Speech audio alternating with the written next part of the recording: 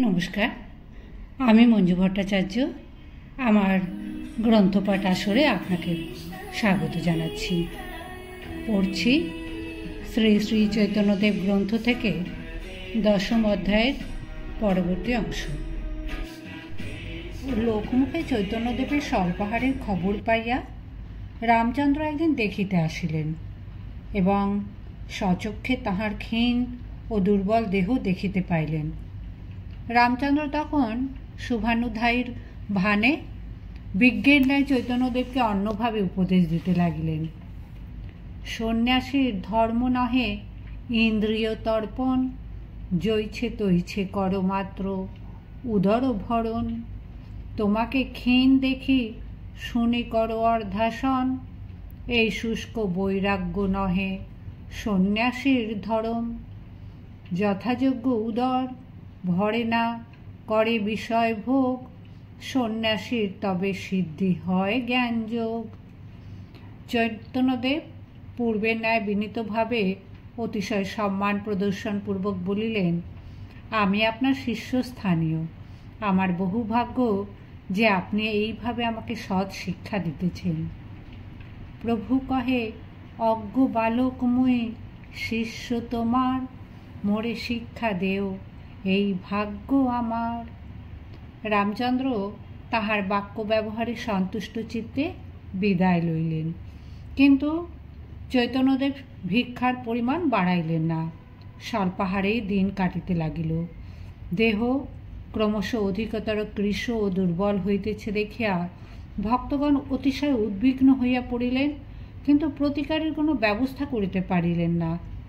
পরে একদিন শ্রীমৎ পরমানন্দজি মহারাজ আসিয়া তাহাকে বিশেষ অনুরোধ উপরোধ আরম্ভ করিলেন আহারের পরিমাণ বাড়াইবার জন্য। পরমানন্দজি রামচন্দ্রের স্বভাবের উল্লেখ করিয়া বলিলেন, রামচন্দ্র নিন্দুক স্বভাব, উহার কথায় মিছিমিছি এভাবে দেহ নির্যাতন করা ও ভক্তগণের প্রাণে দুঃখ দেওয়া ঠিক হইতেছে না।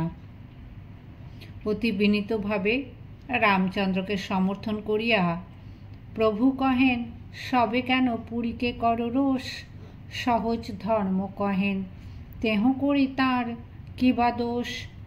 যদি হইয়া জিহ্বা লম্পট অত্যন্ত অন্যায়, জ্যোতি ধর্ম প্রাণ রাখিতে আহার মাত্র খায়।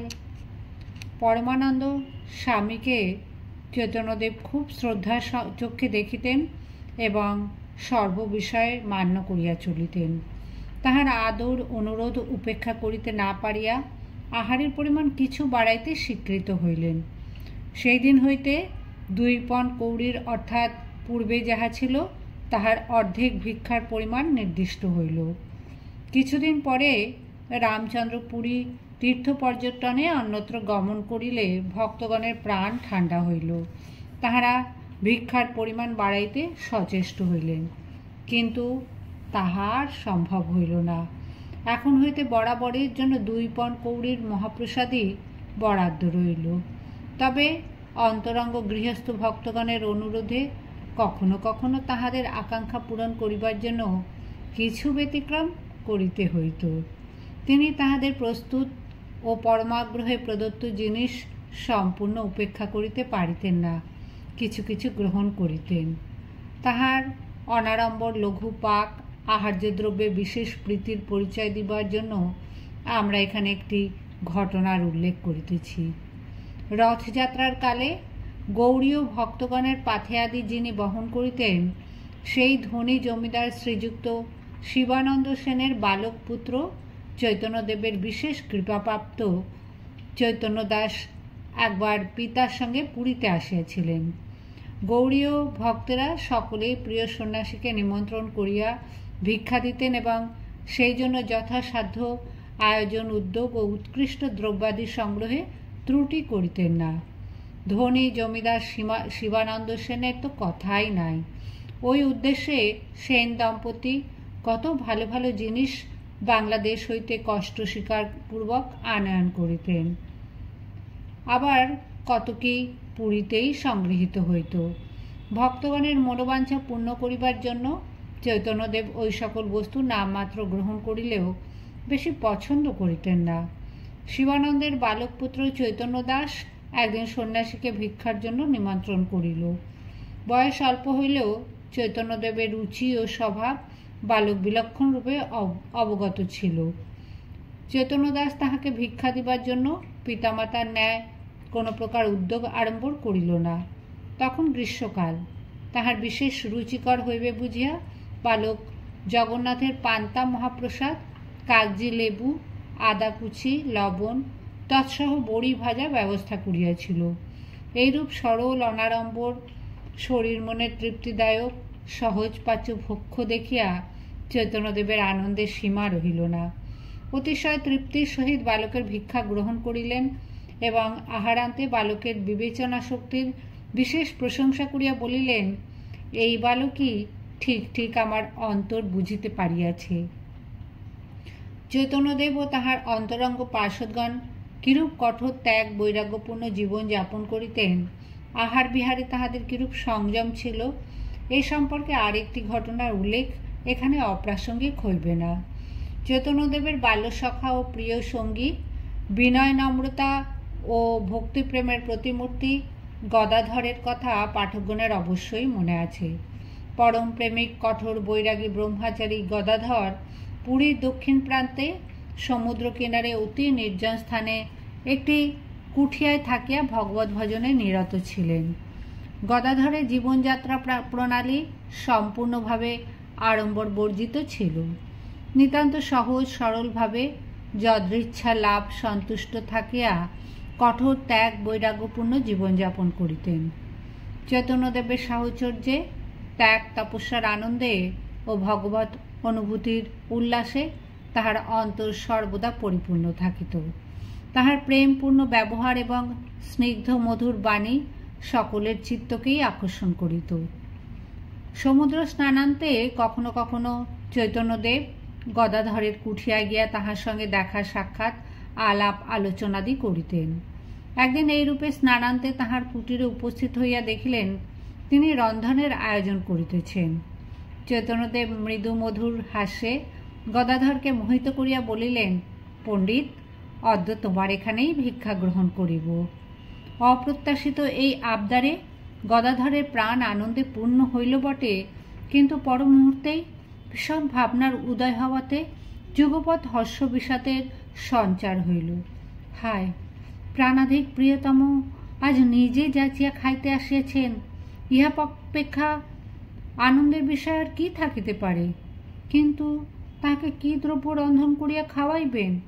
অতি অকিঞ্চন তিনি, তাহার কুঠিয়ায় তো কিছুই নাই, যাহাকে সাধ্য সাধনা করিয়াও লোকে পায় না, শত চেষ্টা করিয়া বহু কষ্টে অতি দুর্লভ উপাদেয় দ্রব্যাদি সংগ্রহ করিয়াও লোকে যাহার সেবা করিবার সুযোগ পায় না, তিনি আজ দুহারে দাঁড়াইয়া স্বয়ং ভিক্ষা চাহিতেছেন। কিন্তু কি দেবেন? তাহাকে দেওয়ার মতো বস্তু ভিক্ষুক ব্রহ্মচারীর কুঠিয়ায় কি থাকিতে পারে? ভাবে প্রেমে বিভোর গদাধর চোখের জল মুছিতে মুছিতে নিকটবর্তী বাগান হইতে কিছু শাক সংগ্রহ করিয়া লইয়া আসিয়া রাঁধিলেন। কুঠিয়াতে একটি বেগুন ছিল, কচি নিম পাতা আনিয়া নিম বেগুন ভাজিয়া করিলেন, আর সমীপবর্তী তেঁতুল বৃক্ষের পাতা দিয়া একটু অম্বল হইল।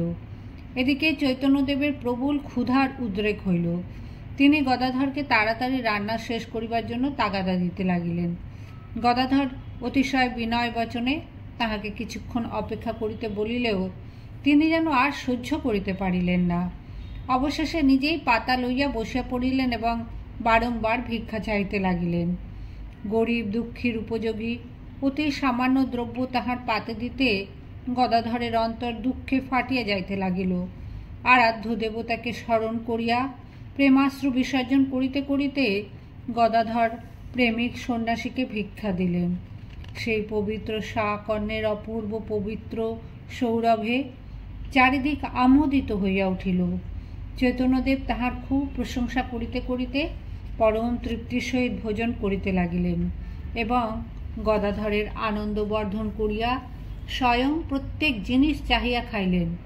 এই সকল সামান্য উপকরণ তাহার নিকট অতিশয় পবিত্র, সাত্ত্বিক ও পরম প্রীতিদায়ক বোধ হইল এবং হৃষ্ট হইয়া বলিলেন, এমন সুস্বাদু অন্নব্যঞ্জন কখনো খাইতে পাই না।